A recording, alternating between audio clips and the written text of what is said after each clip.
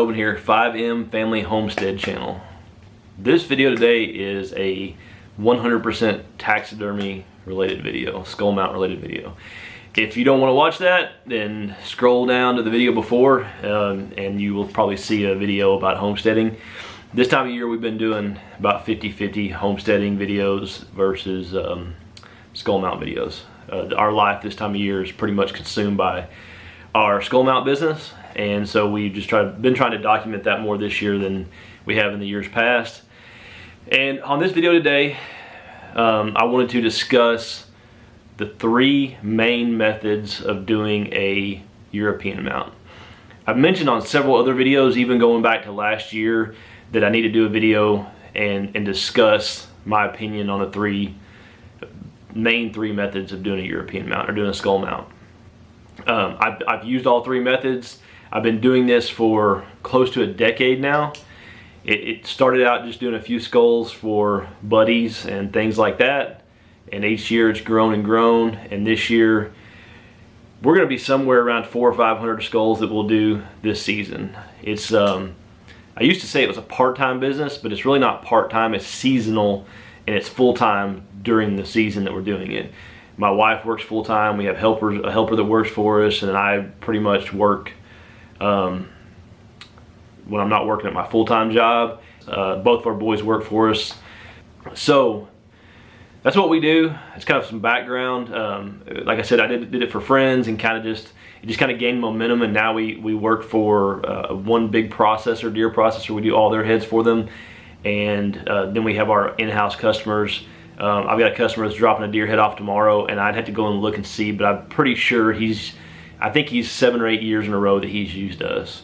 We've done several deer, pigs for him, his kids, his family, his friends. He sent so many people to us, and so it's just turned into an awesome business for us, and very thankful for it.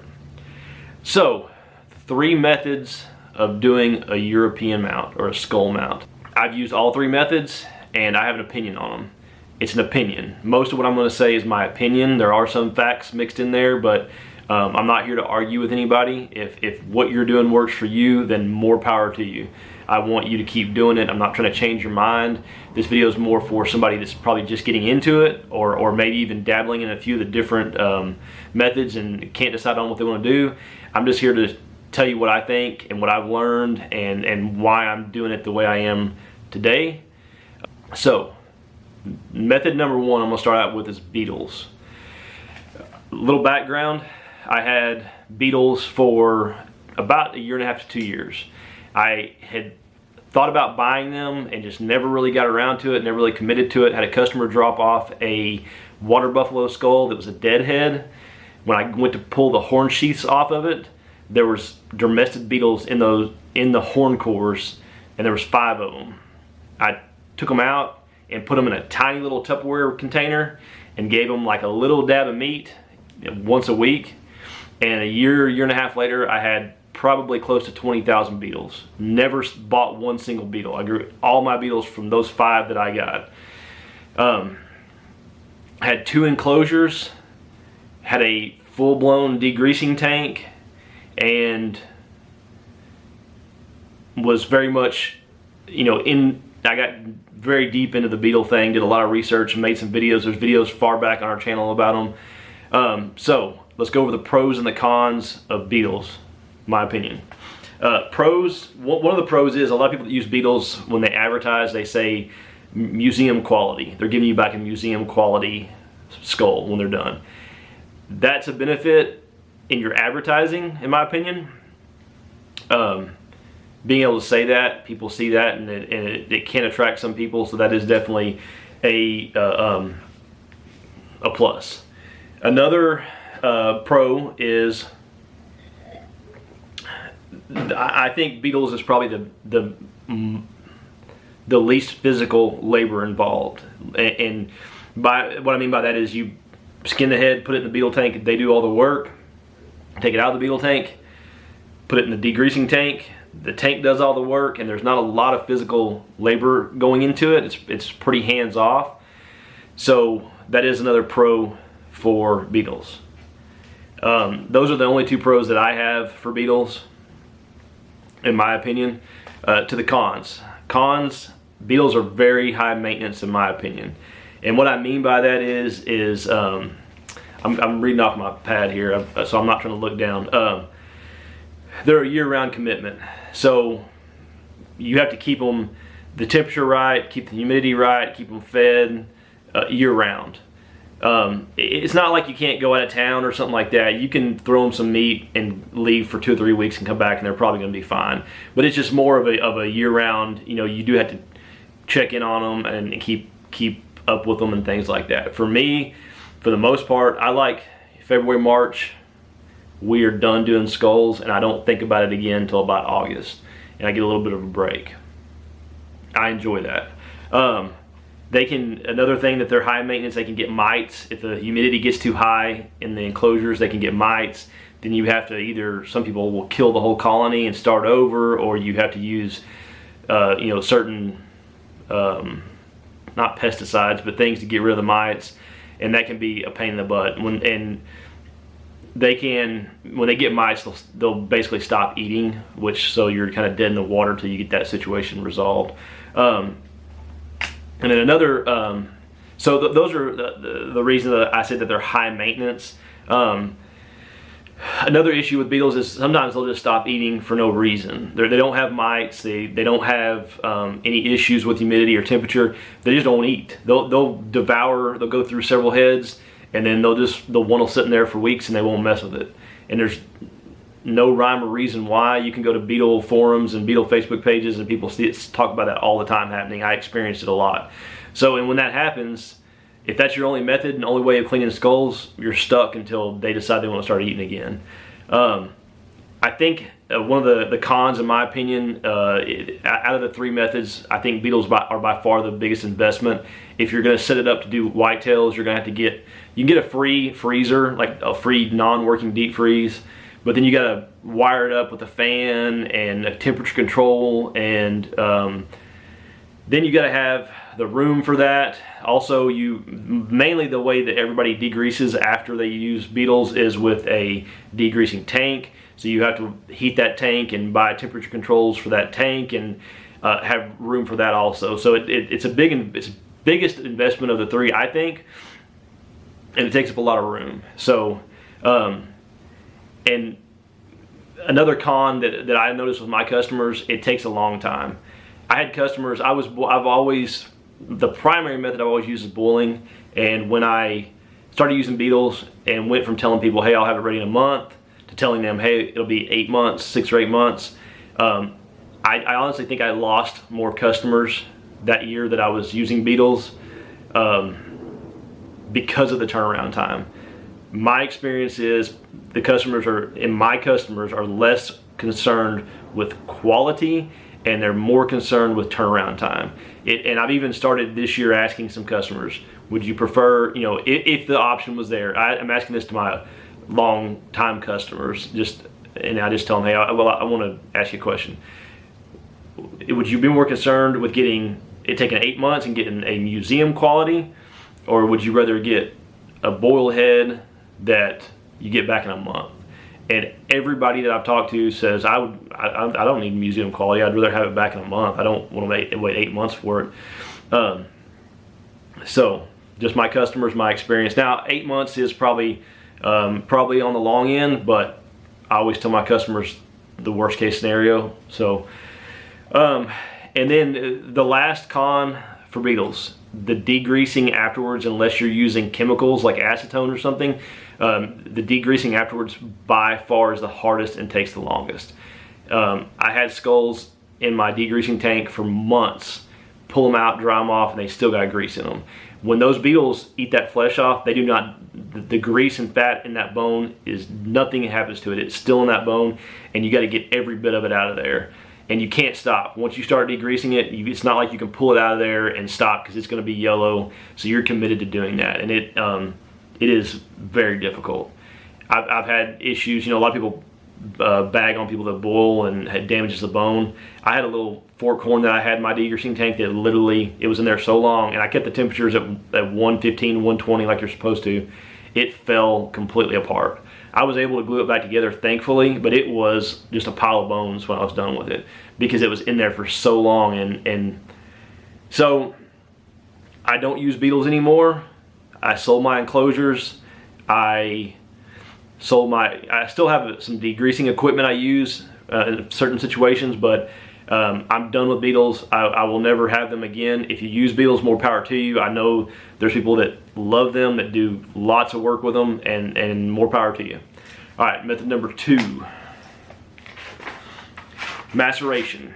If you don't know what maceration is, that is where you put the head in a bucket of water and forget about it. You can put a heat source in there. You don't have to. You can macerate a head in 60-degree temperature and just put it in a bucket of water and forget about it and come back. Depending on the heat, you know, it can take months to a few weeks, a week or so. The first head that I ever did 9 or 10 years ago, I macerated.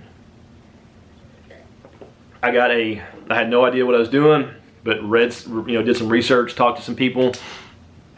I got a big Tupperware container, filled it up with water, put the deer head in there. I bought a fish tank heater at the pet store, put it in there.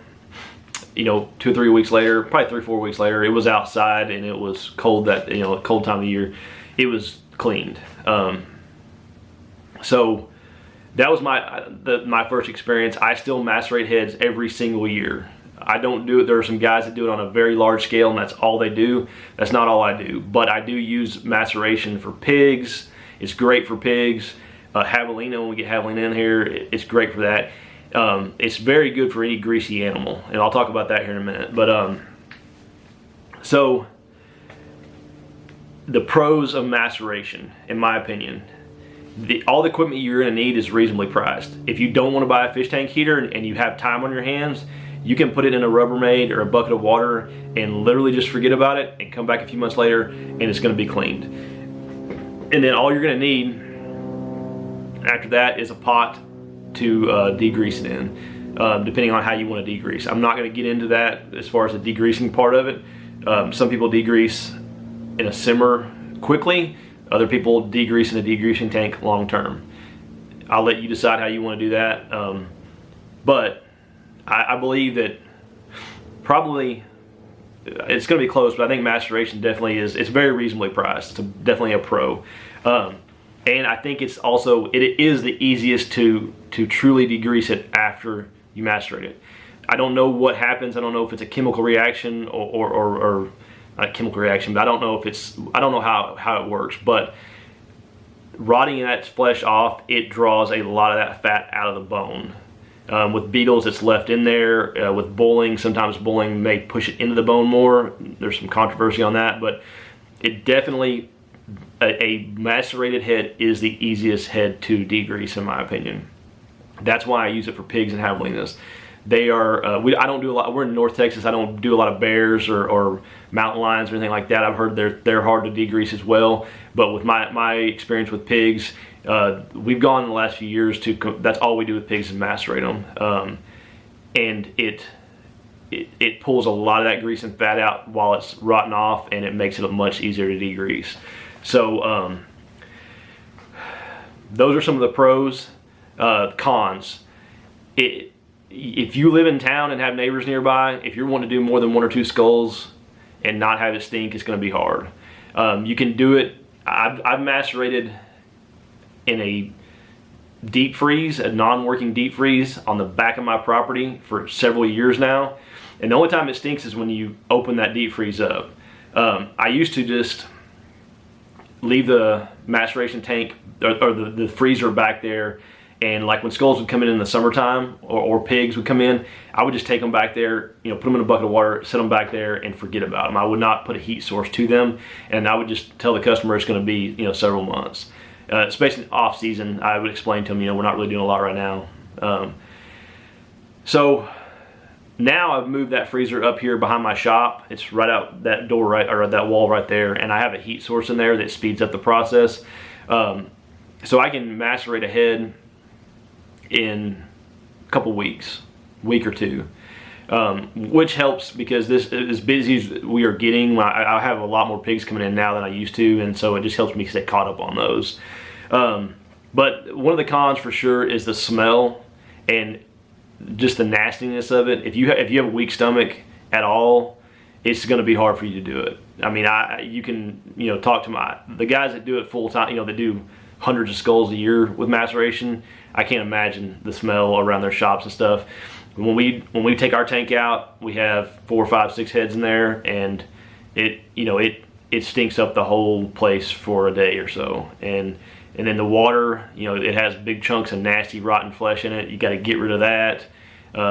You know, I'll kind of like strain it out and put it in a bag and freeze it, and then put it in the trash. I've dug holes in the past and poured it in there. You know, we have dogs, have to worry about the dogs getting into it and rolling in it and they come in the house. So that is definitely a con of it. If you're out in the middle of nowhere, then you're probably gonna be fine. We have neighbors close by, so maceration, doing all of our heads with maceration is probably never gonna be a possibility for us where we're set up at. So, but if you're wanting a way to do one head and you've got a little shed or something and you can put the head in there and go forget about it, and you got a strong stomach, you know, it's definitely an option. And it's pretty hands-off as well. It's just nasty.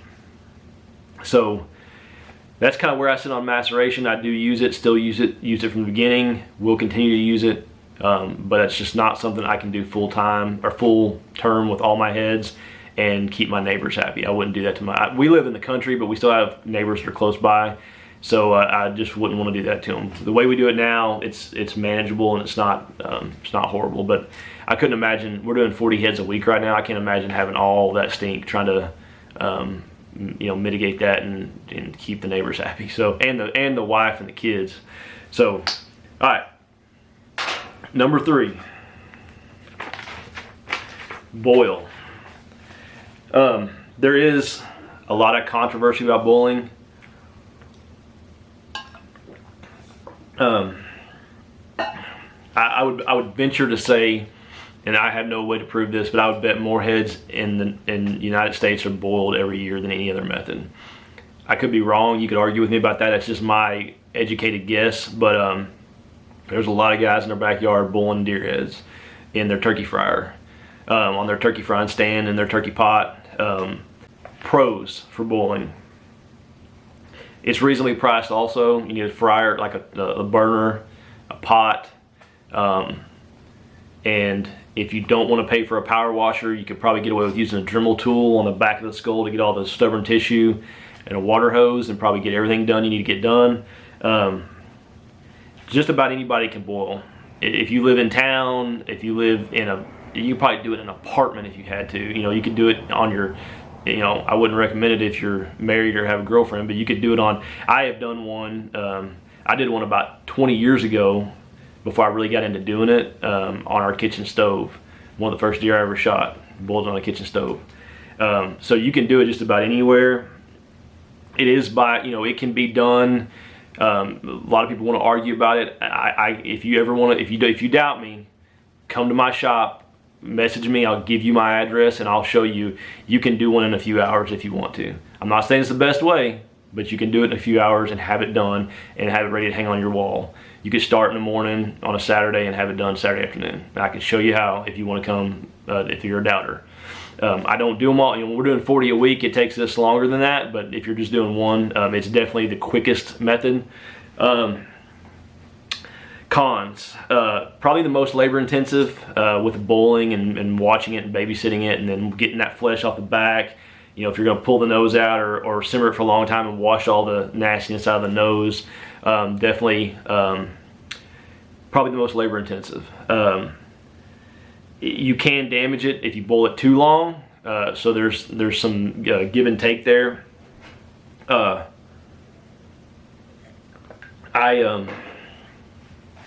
I've never, other than having the actual nose pieces fall off, I've never really had one get damaged that that was anything where, especially where the customer would notice. Maybe some stuff I might notice, but yeah, if you know, I've seen pictures and heard stories. You can leave it in there for, you know, a long time and cause some problems. We degrease in the boil. So, and then we degrease again when we whiten, because we use heated liquid peroxide, and that degreases as much, if not more, than when we boil it.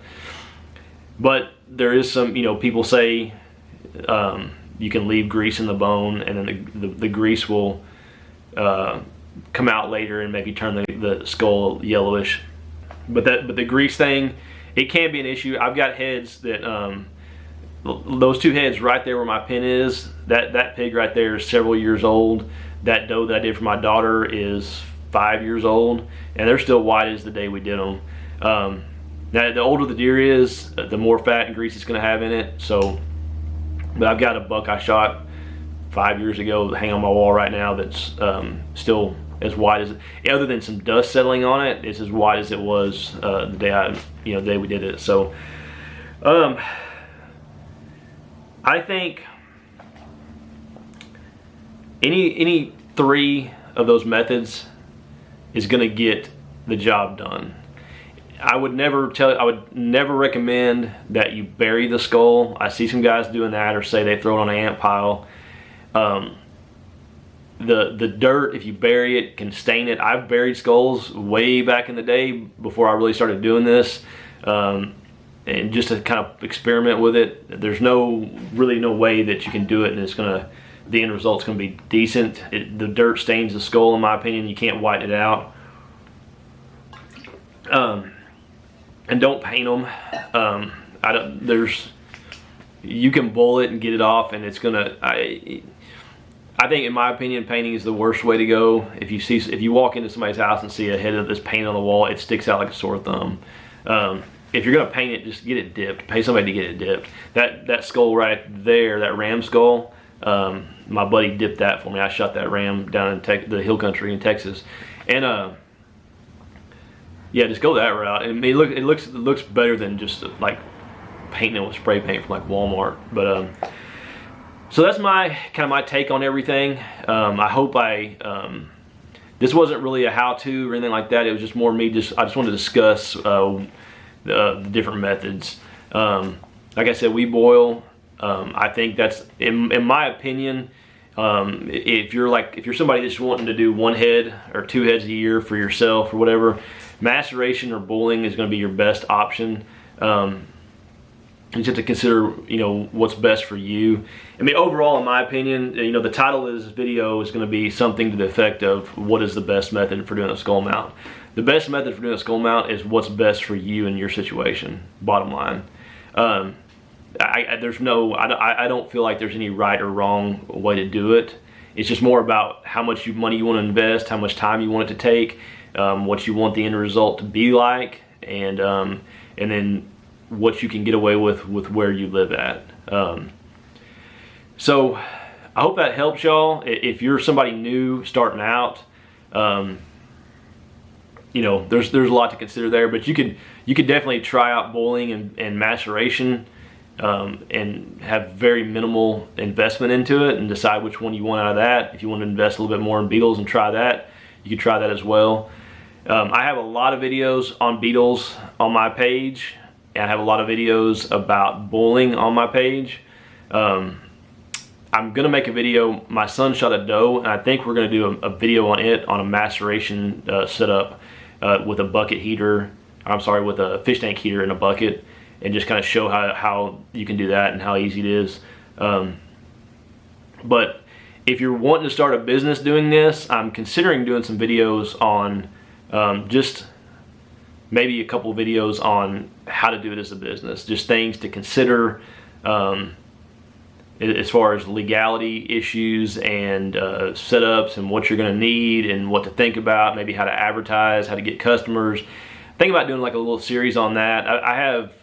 I get, this time of year, I get dozens and dozens of texts, emails, Facebook messages, questions on YouTube, questions on Facebook about just so many different things. And I try to answer all of them and give everybody good information, and everybody seems to receive it well. So I'm thinking about maybe giving some guidance on the business side of it. I also have a skull mount taxidermy page. The name of the page on Facebook is Skull Mount Taxidermy, and we have about 2,000 members on that group. I will put a link in the description.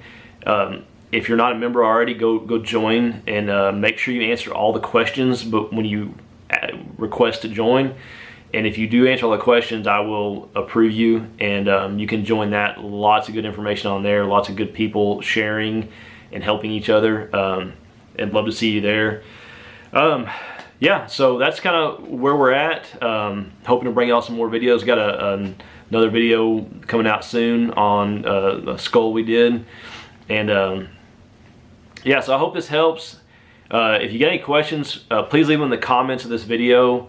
There'll be a link in the description of the video to my to our 5M page and also my taxidermy business page. You can message me through either one of those with questions. I'd love to, tell you what I know and help you. Thank y'all very much for watching. I hope you enjoyed this video. Please subscribe if you haven't already, and we'll see y'all again.